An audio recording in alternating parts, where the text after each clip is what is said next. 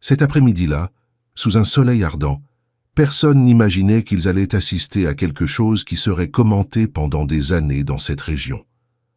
La véranda de la ferme des Pereira était pleine, des gens éparpillés sur les chaises en plastique, murmurant, observant chaque détail comme s'ils regardaient un spectacle.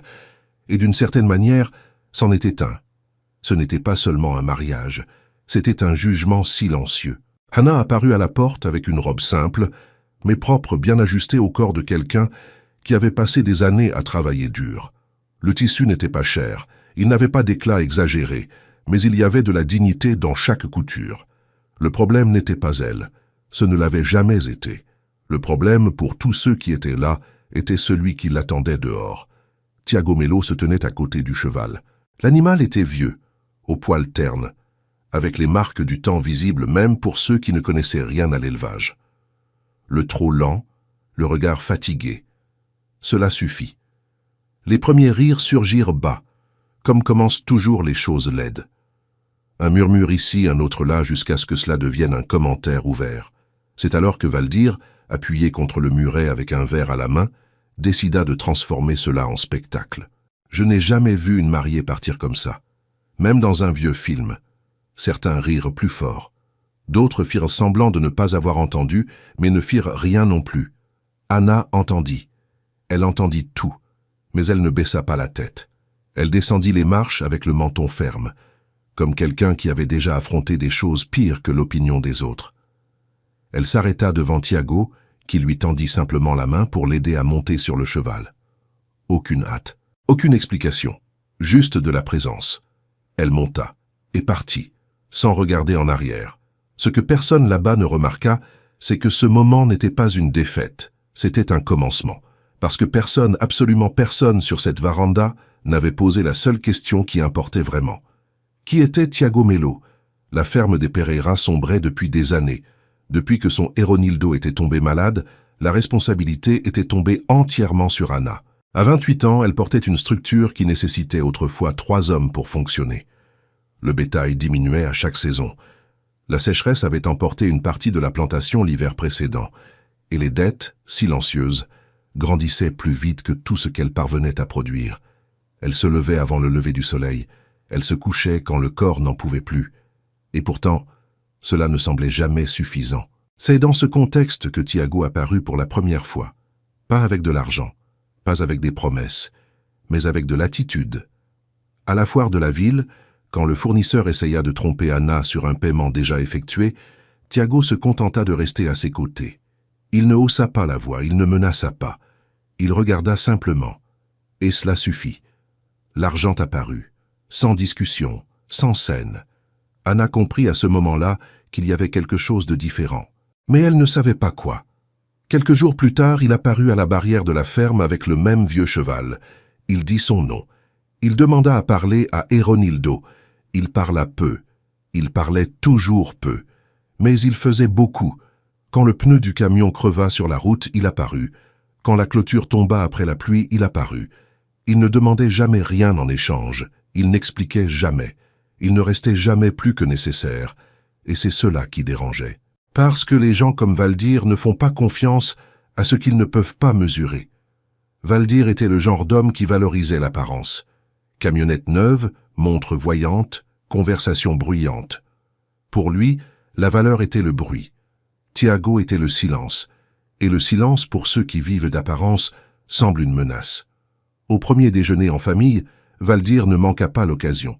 Il attendit que Tiago s'asseye. Il attendit le bon moment. Et demanda à voix haute combien valait un cheval de ce type. Il donna le prix. Il rit. La table suivit. Hannah resta silencieuse, mais cela resta gravé. Tiago continua à manger. Il ne réagit pas, et cela irrita encore plus, parce que celui qui ne réagit pas n'entre pas dans le jeu, et celui qui n'entre pas dans le jeu ne peut pas être contrôlé. Les commentaires augmentèrent. En ville, dans la famille, à l'intérieur de la maison. La mère, Norma, commença à questionner. Le frère Renato critiquait. Valdir provoquait chaque fois qu'il le pouvait. Mais Eronildo observait. Et quand on lui demanda son opinion, il dit simplement « L'homme travaille et regarde ma fille de la bonne façon. » Cela suffit pour lui, mais pas pour les autres. La demande en mariage arriva simplement, sans bijoux chers, sans discours répétés. Tiago demanda la main d'Anna au père. Ils parlèrent pendant presque 1 heure, de la terre, de la sécheresse, du travail. Quand il sortit, Anna demanda au père ce qui avait été dit.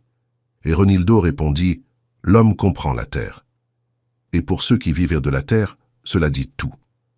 Anna dit oui. Et c'est là que l'histoire devint une nouvelle, pas pour le bonheur, mais pour le jugement. La fille des Pereira allait se marier avec l'homme au vieux cheval. La ville commenta. La famille renforça. Personne ne demanda ce qu'elle voyait en lui, parce que personne n'était intéressé par la réponse. Le mariage fut fixé rapidement, simple, de la façon dont elle le voulait, de la façon dont il accepta sans discuter. Mais la pression augmenta, à l'intérieur de la maison. Norma essayait de convaincre. Renato critiquait. Valdir se faisait un devoir d'humilier. Et Anna restait ferme. La veille, la mère tenta une dernière fois. Elle parla d'avenir, de stabilité, de mauvais choix. Anna entendit tout et répondit avec calme. « J'ai déjà choisi. » Le matin du mariage, le ciel était dégagé. La chaleur était sèche. La ferme fut arrangée avec ce qu'il y avait. Rien de luxueux, mais tout avec soin. Les invités arrivèrent tôt, pas par soutien, mais par curiosité. Ils voulaient voir, ils voulaient confirmer, ils voulaient rire. Et ils rirent, jusqu'au moment où Anna monta sur ce cheval et partit, sans regarder personne, sans donner d'explication, sans demander d'approbation. Et à cet instant, sans qu'ils s'en rendent compte, tous ceux qui étaient là commirent la même erreur. Ils jugèrent avant de comprendre, ils mesurèrent avant de connaître, ils rirent avant de demander, et ce qui viendrait après, aucun d'eux n'était préparé à le supporter. Les premiers jours au petit domaine furent silencieux, mais pas de ce silence lourd qu'Anna connaissait de l'ancienne ferme. C'était un silence différent, presque étrange, comme si le temps avait ralenti exprès. La maison était petite, organisée, avec une odeur de bois neuf et des fenêtres ouvertes sur un pâturage propre, bien entretenu. Il n'y avait pas de luxe, mais il y avait de l'ordre, et cela en disait long. Anna trouva cela étrange. Pendant des années, elle avait vécu à la limite. Chaque matin commençait dans l'urgence, chaque nuit se terminait dans l'inquiétude. Là, pour la première fois depuis longtemps, il n'y avait pas de charge immédiate. Il n'y avait personne qui attendait une solution pour tout. Il n'y avait pas de dette qui frappait à la porte avant le café. Mais il y avait des questions. Tiago sortait tôt. Il revenait en fin d'après-midi, toujours au même rythme, toujours avec le même silence. Et toujours avec quelque chose qu'Anna ne parvenait pas encore à comprendre complètement. Il recevait des appels à l'extérieur de la maison, de dos, avec une voix basse. Il ne cachait pas exactement, mais il n'expliquait pas non plus. Il y avait un cahier à couverture sombre sur la table qu'il n'ouvrait jamais devant elle. Et il y avait une boîte métallique rangée au fond de l'armoire, fermée à clé. Anna ne demandait pas, mais elle observait, et elle gardait. La première brèche dans tout cela arriva un lundi matin. Une camionnette s'arrêta à la barrière. Ce n'était pas courant. Un homme bien habillé en descendit, aux chaussures trop propres pour ce genre de route, une mallette à la main, un regard direct. Il ne semblait pas perdu. Il savait exactement où il était. Il demanda Tiago avec formalité, une formalité excessive. Anna appela. Tiago vint. Les deux se saluèrent comme des égaux. Aucune hésitation, aucune surprise. Ils allèrent jusqu'à la clôture et parlèrent pendant 20 minutes. Des papiers furent montrés, des signatures furent faites, sans lecture longue. Sans doute. Anna le remarqua. Ce n'était pas de l'improvisation, c'était une routine. Quand l'homme partit, elle demanda qui c'était. Tiago répondit simplement, « Une affaire de banque, rien d'important. » Mais Anna savait, une affaire de banque n'était jamais rien d'important. Elle avait grandi en voyant son père traiter avec les banques. Elle savait reconnaître le poids d'un papier avant même de le lire, et cela avait du poids.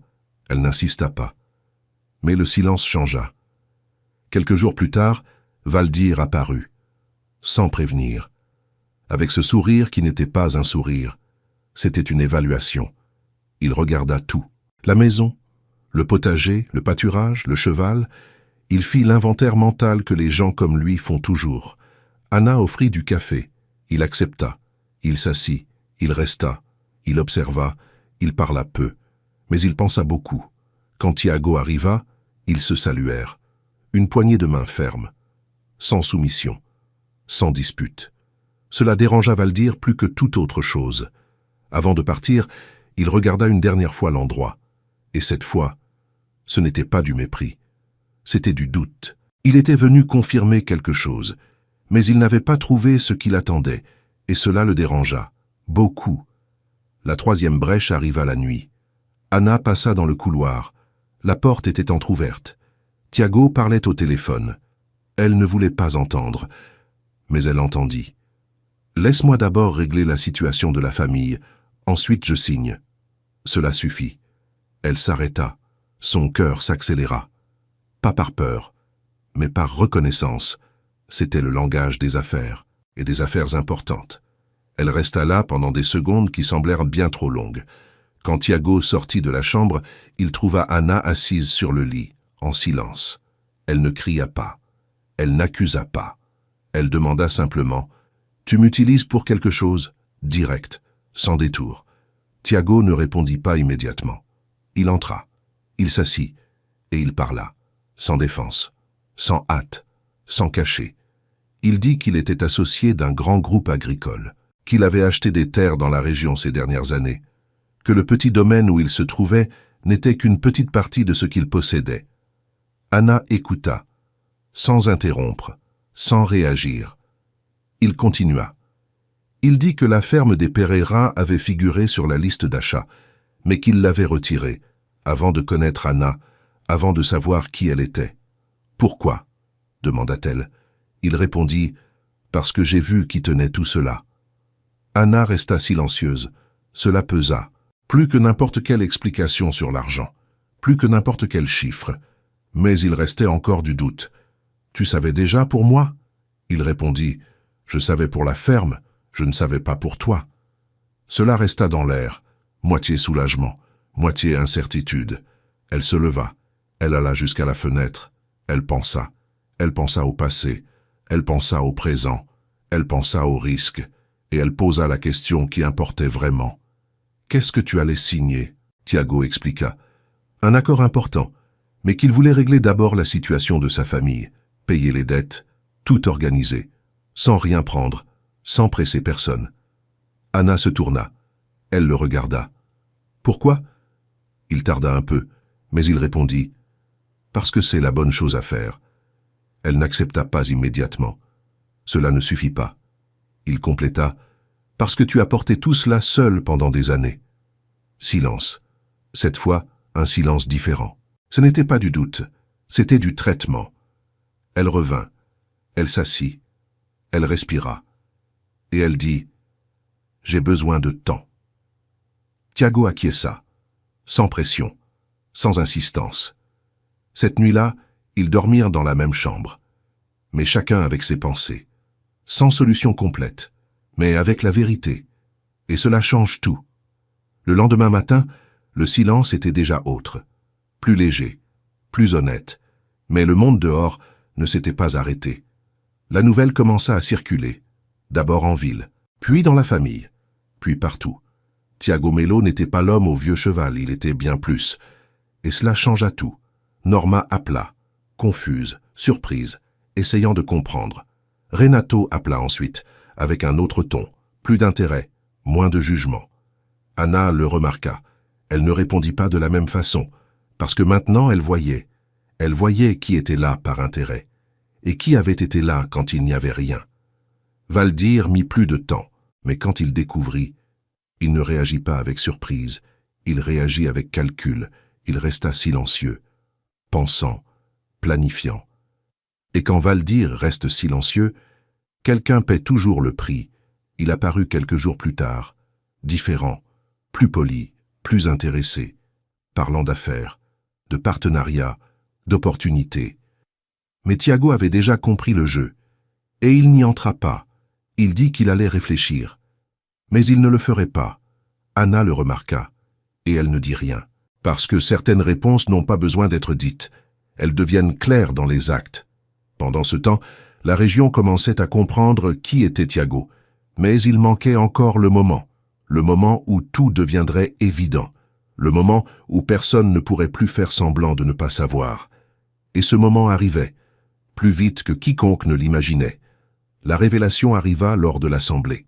Quand le nom de Thiago fut annoncé comme celui qui était responsable d'avoir sauvé des dizaines de fermes de la région, le silence se transforma en choc.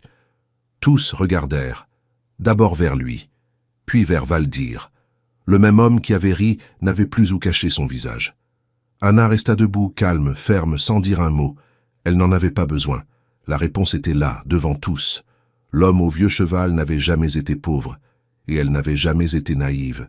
Pendant que les applaudissements grandissaient, une vérité devint claire pour tous ce matin-là. Celui qui juge par l'apparence se trompe presque toujours sur la valeur réelle des personnes.